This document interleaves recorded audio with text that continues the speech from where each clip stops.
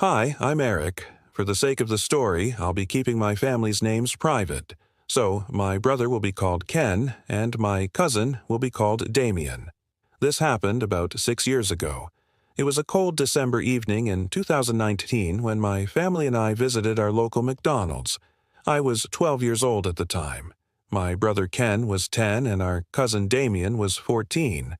We had all been looking forward to a simple evening of food and playtime. As we walked in, we started ordering food, but our attention was quickly pulled aside. A large, muscular man was shouting angrily at a woman, his voice carrying through the glass. Suddenly, I saw him grab my mom's hand. My heart jumped and I shouted at the guy to shut up. But my aunt quickly gave me a sharp look, silently telling me not to get involved. And honestly, I thank her for that because things could have gotten much worse. Inside, my aunt kept paying for the food. Ken turned to me and asked, "Man, what's going on?" I whispered back, "I don't know. Let's just focus on the positives." Damen looked pale, scared, and I tried to reassure him with a smile. "Don't worry, things will get better. I promise." We hugged each other, holding on as the woman and the man stormed into the restaurant. That's when things completely spiraled. The woman screamed, "I told you I don't have your money, you pig." The man roared back. Calling her a lying, dozens of customers froze. Parents, kids, families all staring in shock as the fight escalated. A female employee stepped forward and snapped, "Get out now, or I'm calling the police." The atmosphere was heavy with fear. My aunt leaned toward me and whispered again to stay out of it. So we tried to eat quietly, though our hands were shaking. The playground in the corner, once exciting, suddenly meant nothing. Ken and Damien kept saying, "The cops are coming," like it was the only thing keeping them calm, but the truth was far darker. I excused myself to check on my mom, and that's when I saw something I'll never forget. The man had calmed down. He stood talking with a friend, a ruffle-looking guy with his girlfriend by his side. And then I noticed it. 3 shotguns tucked into the man's back, hidden under his jacket. My blood ran cold. I didn't move, I didn't breathe. I just forced myself to walk away, praying. He hadn't seen me notice. Back at the playground, I sat in silence, my mind spinning, trying to process what I had just seen. Moments later, the police arrived.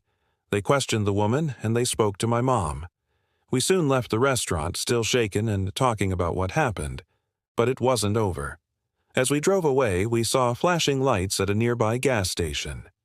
The man and his friends were in handcuffs being pushed against a squad car.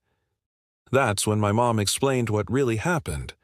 The man had tried to snatch the woman's purse. When she resisted, he slapped her. She gave her statement to the police, and we drove home. Grateful it was finally over. Seeing that man in cuffs gave us closure, but it also left me with a memory I'll never forget. Now, at 17, I still look back on that night. The night a normal trip to McDonald's turned into something I'll carry with me forever. My name is Chen, and I am 15 years old. This happened when I was 10. Back then, I lived in a small town in Manitoba, Canada. After this night, my family moved to Portage-la-Prairie. For some context, I loved volleyball even though I wasn't very good at it. I wanted to play. I remember begging my parents to register me for after-school volleyball, but I would always chicken out. Now, on to the story. It was a Sunday night. My parents were at a gender reveal party and my brother and I decided not to go since they said it would be boring for us. After playing with my neighbor, I went back inside and into the room I shared with my brother. I started, tossing around the volleyball my parents had bought me. I was knocking things over, but luckily nothing broke or I would have been in big trouble. I kept practicing setting the ball into the air. At one point, I purposely hit the attic door. I didn't even have a handle to pull it down. But being the mischievous kid I was, curiosity got the better of me. I went to the garage and asked my brother to help me carry a ladder upstairs. He didn't ask questions, just helped me. Before climbing up, I grabbed one of those sticky hand toys I had from trick-or-treating. I climbed the ladder, slapped the sticky hand onto the attic door, and tugged until it came down. Then I climbed into the attic. It was pitch dark. I struggled to see. All I could make out was a couch, some food, scattered across the floor, and an old bathtub we had left up there years ago, still holding dirty water. And then I saw him, a man, late 50s, balding, teeth rotting, smelling like he hadn't showered in weeks. I froze and then let out a massive scream. As I scrambled back toward the ladder, he lunged at me. I was only 4 steps from the bottom, but I didn't wait. I jumped. I yelled at my brother to run, and without any explanation, we bolted to our neighbor's house. We banged on their door until they opened. Shaking, we told them everything. They called the police. When officers went back to search the attic, the man was gone. Our neighbor also called our parents, and they rushed home immediately. Before the police left, they asked me for a description. I gave them every detail I could, but that was it. That night was the last time I ever saw him, and I'm still recovering from it.